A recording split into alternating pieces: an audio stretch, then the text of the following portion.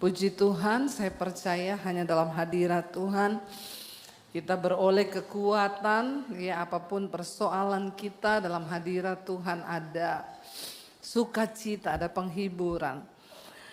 Bapak Ibu, kita tahu dari awal Tuhan Yesus berpesan pada murid-muridnya ketika dia naik ke surga. Dia berkata, engkau harus pergi beritakan Injil kepada segala bangsa. Tapi jangan pergi sebelum Roh Kudus itu turun. Jangan pergi sebelum engkau mengalami kuasa dari Roh Kudus.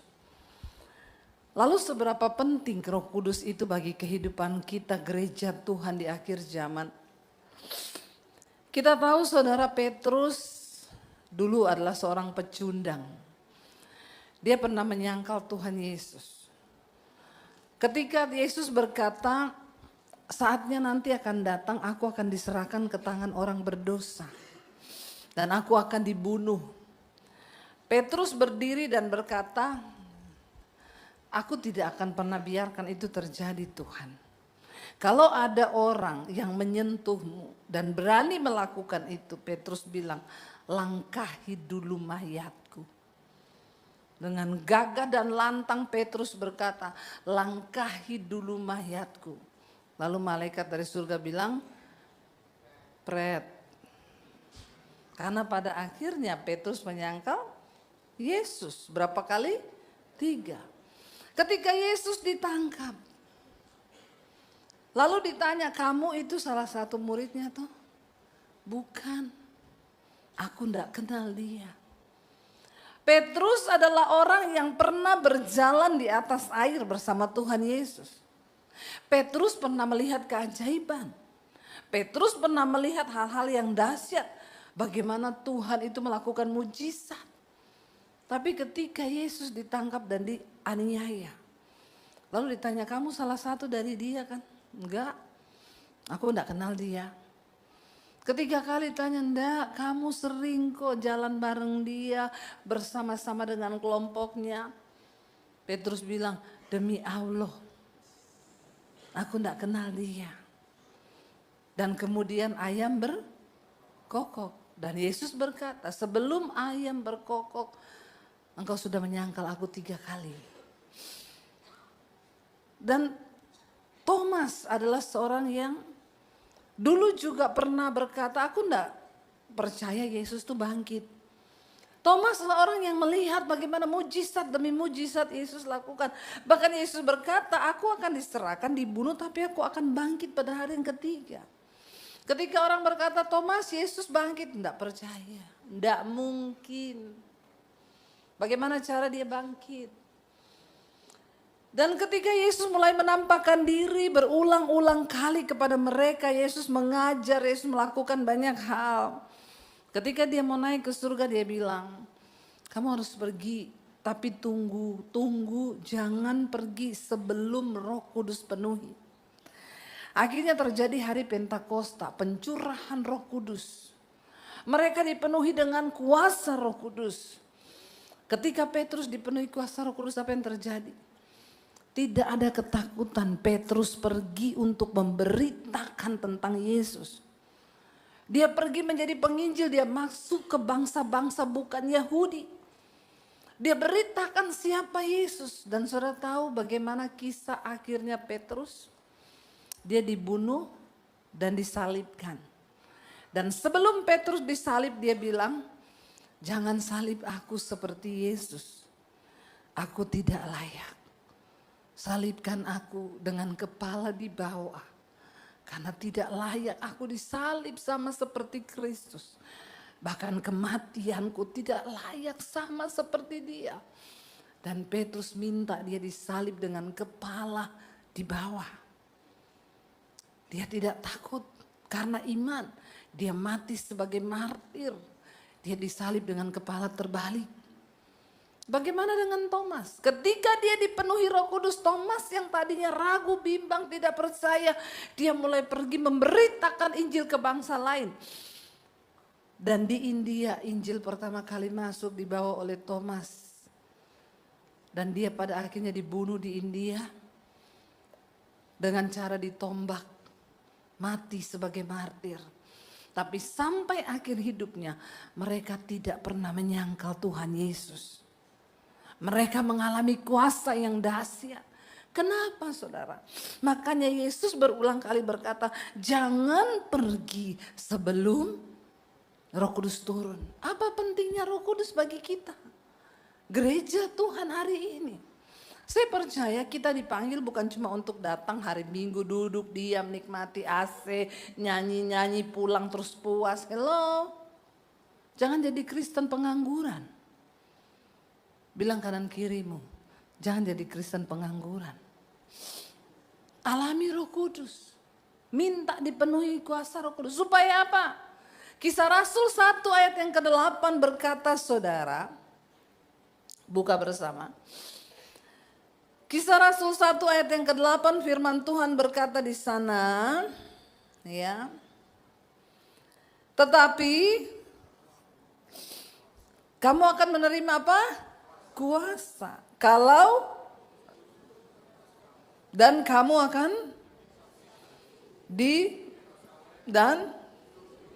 dan sampai ke dikatakan kalau Roh Kudus turun kamu akan menerima kuasa. Untuk apa? Menjadi saksi. Kita akan diberi kuasa untuk menjadi saksi sehingga kita bukan saksi yang biasa-biasa.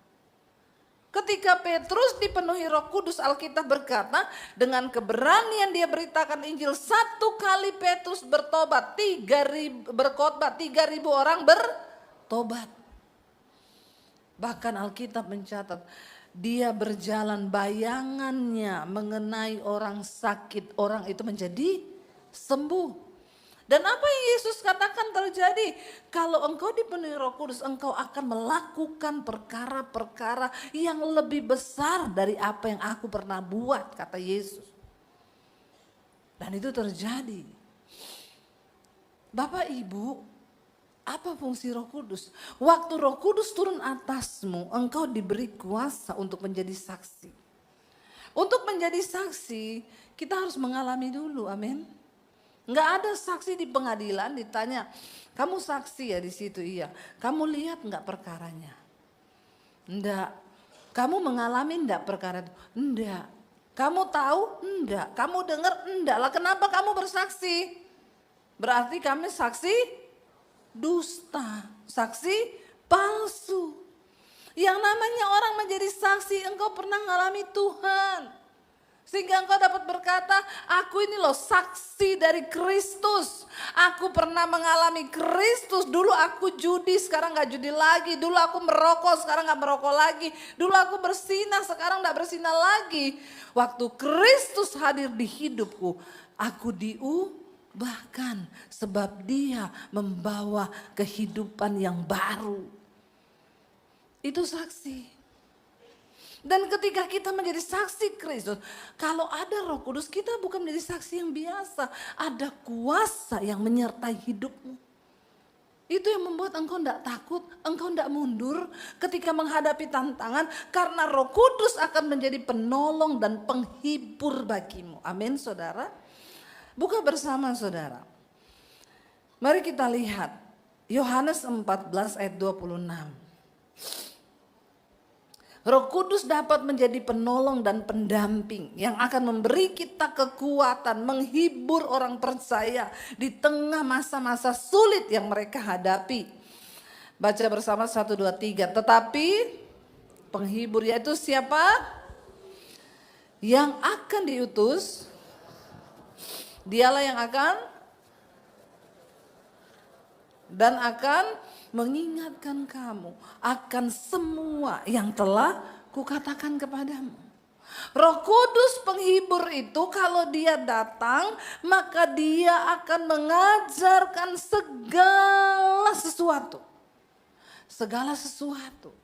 Engkau butuh hikmat dalam bekerja, berbisnis, sekolah, dalam studi, dalam pelayanan. Dalam mengenal kebenaran semua kita perlu hikmat. Dan Roh Kudus dapat mengajarkan segala sesuatu pada kita. Amin saudara. Orang-orang disertai Roh Kudus, saudara, engkau akan terheran-heran. Ya, tidak kerja di bidang itu, tapi karena ada Roh Kudus, ada hal-hal yang supranatural yang akan Tuhan ajarkan kepadamu. Segala kebenaran akan diajarkan. Roh Kudus itu penghibur. Hari-hari ini kita nih membutuhkan penghibur. Melihat berita-berita yang menakutkan di TV, melihat keadaan yang semakin tidak menentu. Saya kemarin baca berita, tanggal 28 Mei, Indonesia tidak terpantau di satelitnya NASA. Hanya awan putih, tidak terpantau negara Indonesia. Setelah saya baca ternyata karena semua lagi bakar sate. Karena dapat pembagian kurban. Siapa yang dapat, ayo, nggak usah angkat tangan. Ya, pertama saya udah takut baca itu berita kan. Apalagi ini gitu ya. Oh, lagi bakar sate. Biasa aja biar nggak terlalu serius. Tapi kita baca berita hari-hari ini yang namanya mau krisis 2026 sampai 2030 akan terjadi begini. Sekarang sebagian orang di Amerika udah mulai jual rumah, pindah ke desa-desa, mulai bertanam karena akan datang krisis. Ya kalau memang itu semua harus terjadi, kita mau apa? Kan Alkitab bilang memang di akhir zaman akan datang masa yang sukar. Tapi jangan lupa engkau punya Roh Kudus sebagai penolong, penghibur yang akan menuntun dan mengajarkan kita banyak hal. Jangan cari hiburan di dugem. Ada di sini yang masih suka dugem? Kalau orang bilang dia Kristen, penuh Roh Kudus tapi suka dugem, saya yakin itu bukan penuh Roh Kudus, penuh roh kuda liar. Yang suka jengking-jengking. Ya. Kuda lumping itu bukan Roh Kudus. Lalu Roh Kudus akan memimpin kita ke dalam seluruh kebenaran. Yohanes 16 ayat 13 baca. Tetapi apabila ia datang, yaitu Roh kebenaran, ia akan memimpin kamu ke dalam seluruh kebenaran. Sebab ia tidak akan berkata-kata dari dirinya sendiri, tetapi segala sesuatu yang didengarnya itulah yang akan dikatakannya. Dan ia akan memberitakan kepadamu hal-hal yang akan datang. Wow. Roh Kudus itu akan mengajarkan kita, memimpin kita ke dalam seluruh kebenaran. Sehingga kita bukan hanya menjadi orang yang percaya sama Yesus, tapi kita mengenal Kristus secara pribadi, amin. Kita kenal kehendaknya, kita kenal rencananya dalam hidup kita. Kita kenal apa tujuan Tuhan. Sehingga kita jadi orang Kristen yang bukan hanya ikut-ikutan, tapi kita tahu Tuhan. Kita tahu hatinya, kita tahu apa yang menyenangkannya. Dan kita tidak hidup sembarangan untuk menyakiti hati Tuhan. Karena banyak orang Kristen cuma pengikut tapi tidak mengenal. Hanya ikut-ikutan tapi tidak mengenal Tuhan. Saya kasih contoh, ya, saya itu satu saat di bandara, suami saya bilang gini, kamu duduk aja, saya ngambil bagasi, tunggu di situ. Saya duduk di sini, di sebelah saya mbak-mbak pakai hijab. Lagi duduk ada orang lewat, Bu Debbie ya, iya, aduh seneng ketemu ibu, boleh foto Bu, boleh. Dia kasih HP-nya, mbak fotoin ya, di foto cekrek pergi. Satu lagi lewat suami istri, Bu Debbie ya, Bu boleh foto, saya ngefans. Oh iya mbak fotoin ya, foto. 3 lewat, Bu Debbie ya, boleh foto. 5 orang lewat minta foto. Mbaknya itu ngeliatin saya. Terus tahu apa nggak dia bilang, Bu, saya boleh ndak foto sama ibu? Ya saya kan heran aja ya, agak lain ini mbak ini. Jadi saya bilang, Mbak, kenapa mbak minta foto, kenapa? Mbaknya emang kenal saya? Enggak, tapi saya lihat dari tadi orang lewat minta foto terus sama ibu. Terus kenapa mbak minta foto? Ya saya takutnya ternyata ibu ini terkenal. Kan rugi dong, saya sudah duduk sama ibu, terus saya nggak foto sama ibu. Nanti saya nyesel kapan lagi ketemu ibu. Ya udah, yuk foto. Nanti saya kasih tahu siapa saya ya. Foto dulu, foto. Dia selfie begini. Mbak, kalau sudah saya kasih tahu. Nanti mbaknya lihat channel YouTube saya. Nih ya, buka. Banyak ya, subscribe. Ya, dia subscribe. Dan satu lagi, mbaknya kan sudah foto sama saya. Supaya mbak tahu saya, nanti dengerin YouTube saya ya. Pasti saya denger, bukan saya sudah foto sama ibu. Saya jadi penasaran ibu siapa. Ya udah, denger ya mbak, siap dalam hati saya. Yes. Cuma yang agak lain, kadang-kadang orang Kristen tuh begitu. Kamu kenal nggak? Enggak. Tapi kamu kenapa ke gereja? Ya kan saya Kristen, ya saya ke gereja. Kamu kenal Tuhan enggak? Enggak. Siapa Tuhan? Enggak. Kenapa Yesus harus disalib? Enggak tahu. Apa tujuan Tuhan di hidupmu? Enggak tahu. Apa tujuan Tuhan bagi jodohmu? Ya enggak tahu. Apa yang Tuhan mau bagi masa depanmu? Ya enggak tahu juga. Pokoknya ya hidup ini dijalani aja. Bertobat saudara. Alkitab ini mengajarkan bagaimana kita harus hidup, apa arti hidup, bagaimana tujuan hidup, apa yang harus kita lakukan supaya hidup ini jadi berarti, apa yang harus kita buat supaya Tuhan disenangkan. Ini ada di Alkitab. Tapi karena engkau tidak pernah baca Alkitab, jadi kau kayak mbak-mbak itu yang ikut-ikutan. Hello, anak muda, pernahkah kau tahu tujuan Tuhan atas hidupmu itu apa? Bahkan saya ini konseling orang mau menikah nih. Konseling pranikah. Pertanyaan yang sangat mudah yang pertama kali saya tanyakan kepada mereka berdua. Kenapa kamu mau menikah? Nggak bisa jawab. Lihat-lihatan. Kenapa ya? Kamu yang jawab. Kamu. Saya bilang pulang dulu deh merenung. Nggak usah kawin dulu. Kamu mau menikah aja nggak tahu kenapa kamu mau menikah. Terus kamu tuh mau konseling mau ngapain? Nah, kamu tuh ikut-ikut rame aja. Please ya anak muda. Makanya saya bilang banyak orang itu menikah di gereja. Tapi bukan Tuhan yang satukan. Kau ketemunya di diskotik. Setan yang ketemuin kau. Tapi kau datang ke gereja cuma supaya dapat validasi aja. Pengakuan biar bisa punya surat.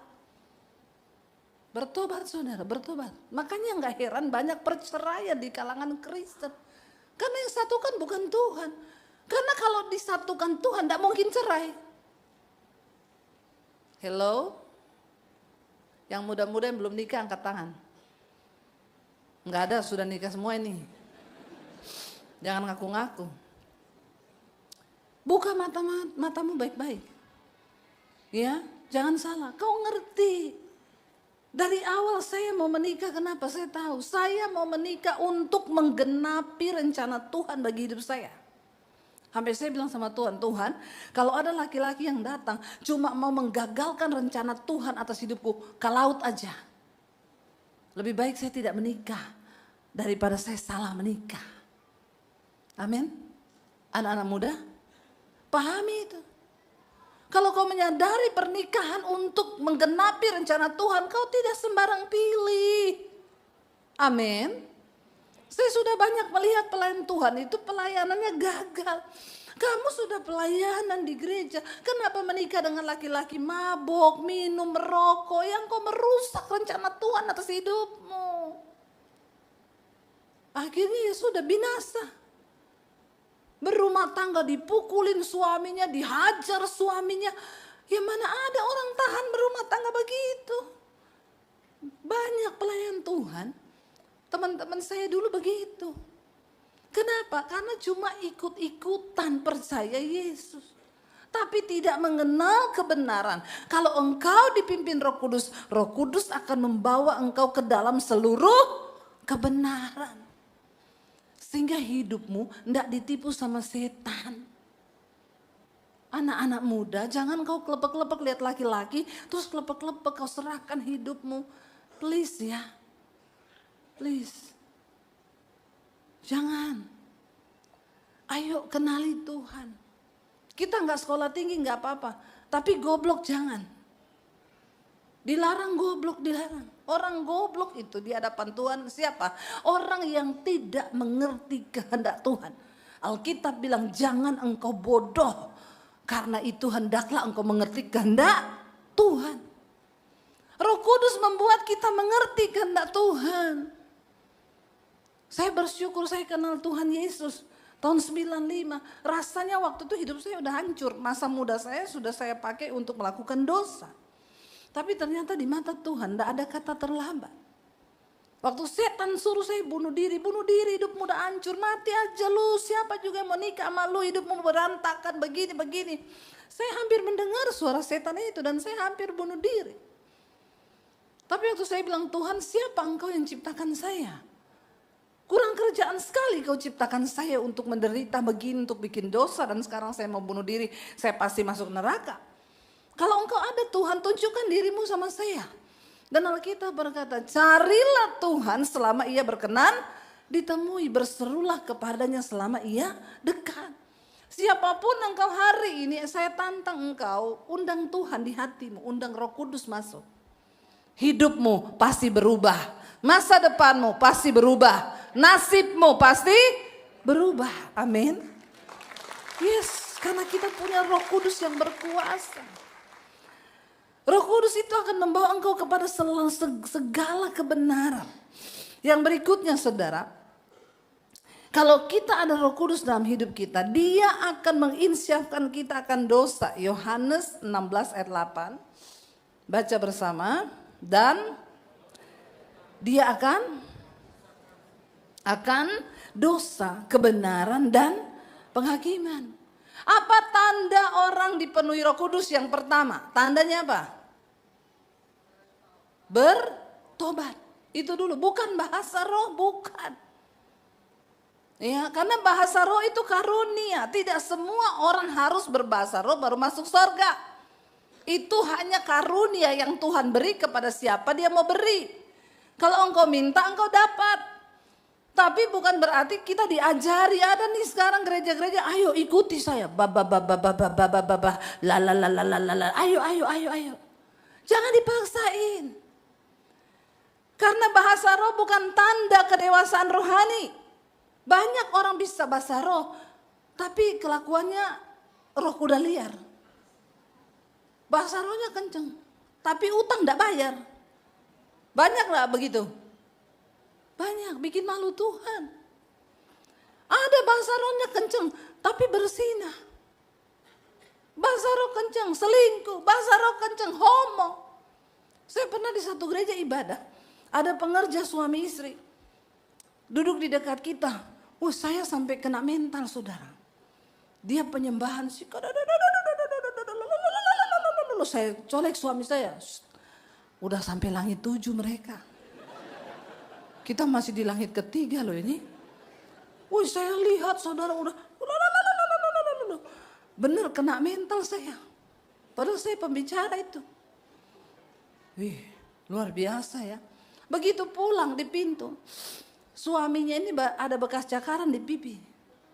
Saya ini bercanda, saya bilang, "Shalom Pak." Iya. Itu pipi luka kenapa dicakar istri ya? Saya bercanda. Dan saya syok karena dia juga balik bercandaan saya. Dia bilang begini, tanya istri saya Bu. Saya bilang, Pak serius saya bercanda loh. Enggak benar, tanya istri saya. Ibu, itu benar ibu yang cakar? Tanya dia kenapa saya cakar. Ini yang tadi.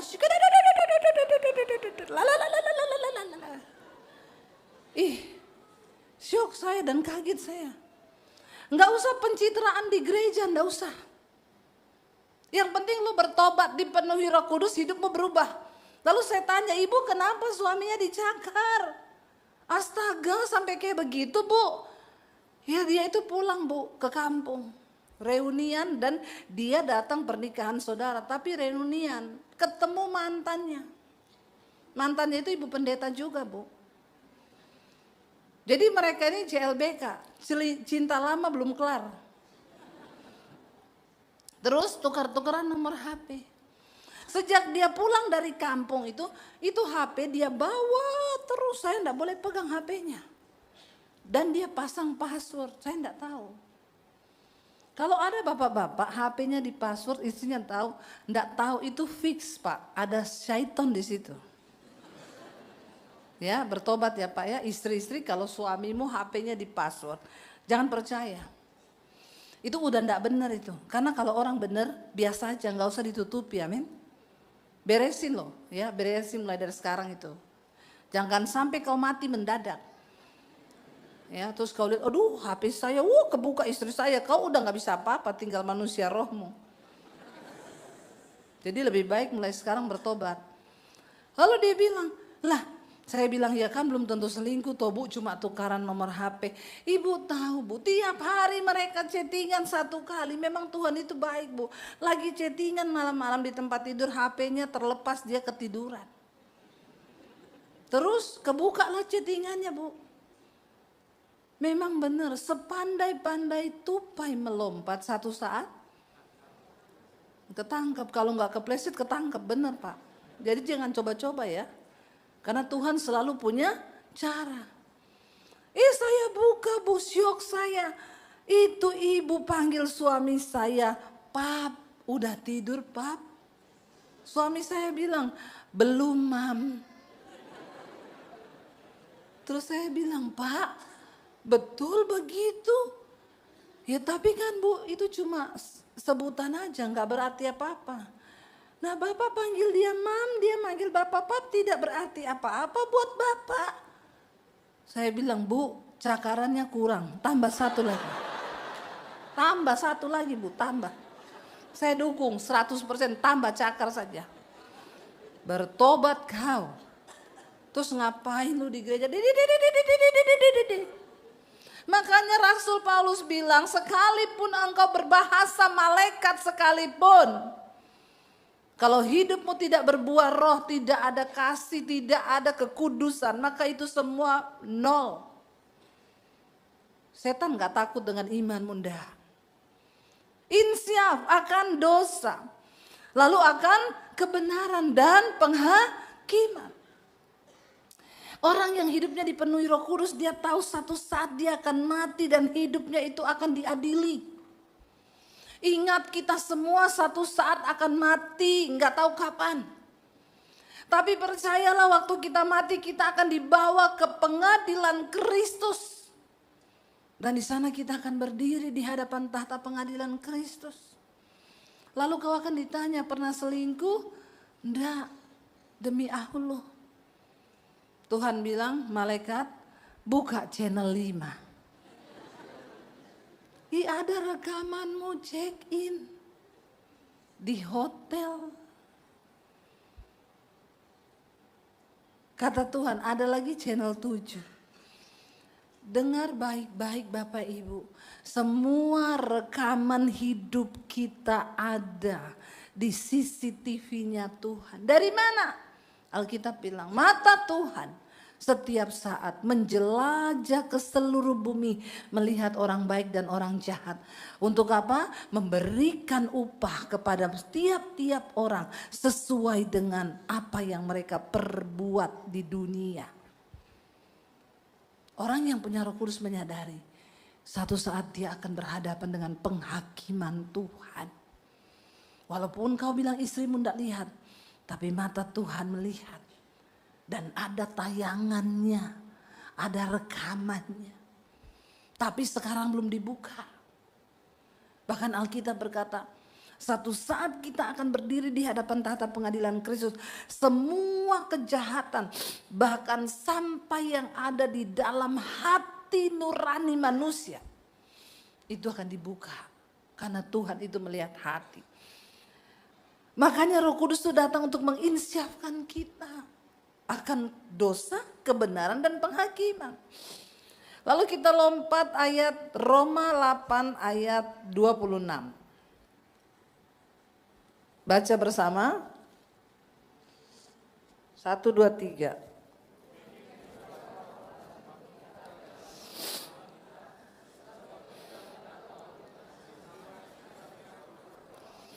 Tapi roh sendiri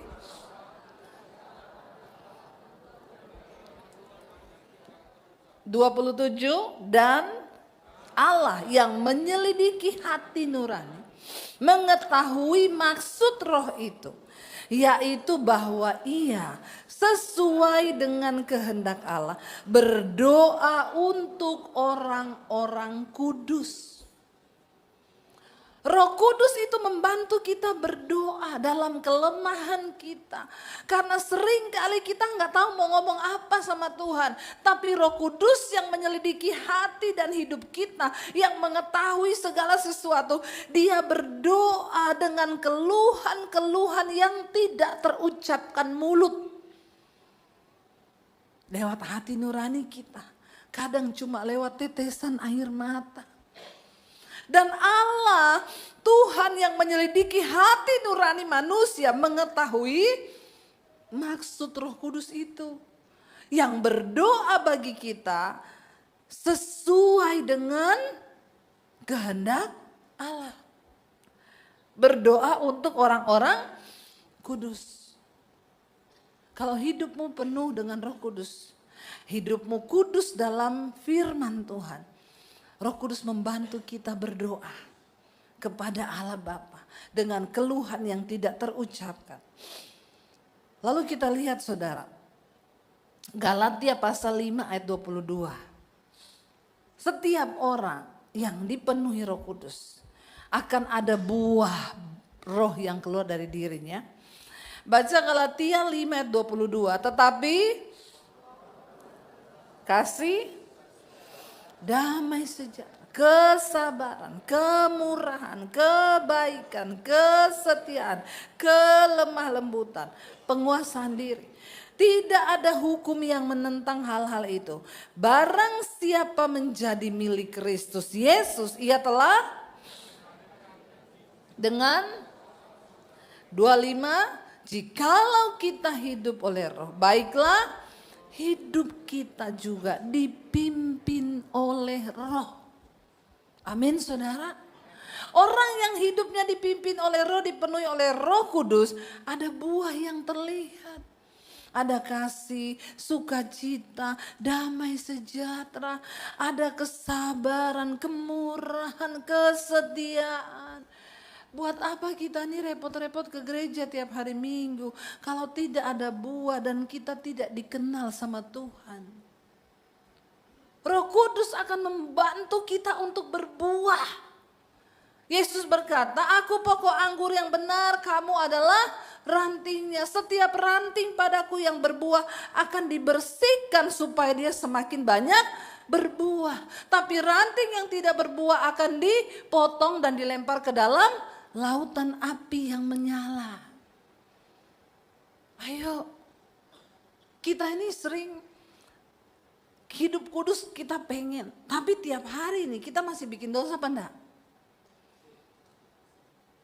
Halo, tiap hari kita masih bikin dosa enggak? Masih, karena kita ini manusia biasa. Ibu-ibu, kadang kita jengkel enggak sama suami?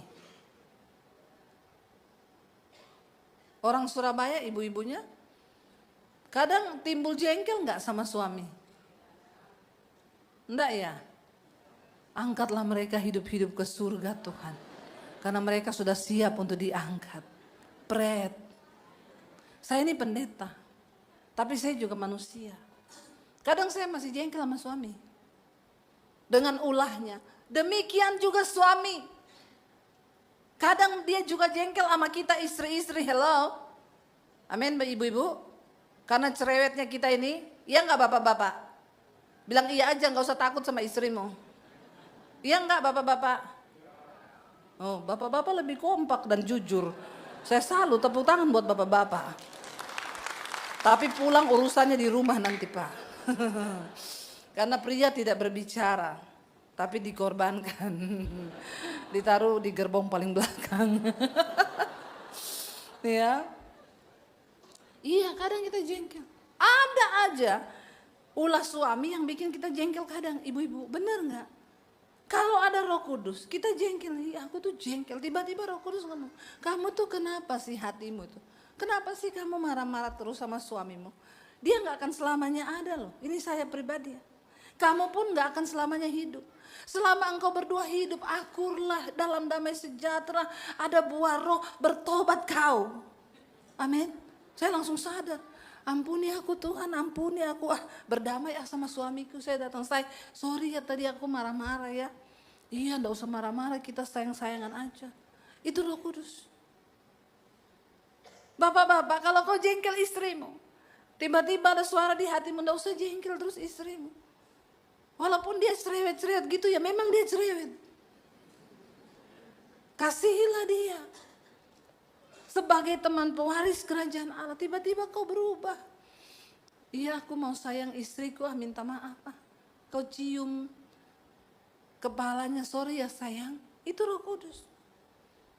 Tapi kalau kau marah tiba-tiba di hatimu, memang suamimu tuh menjengkelkan. Bikin kopi kasih sianida. Nah, itu bukan Roh Kudus, itu roh kuda liar itu.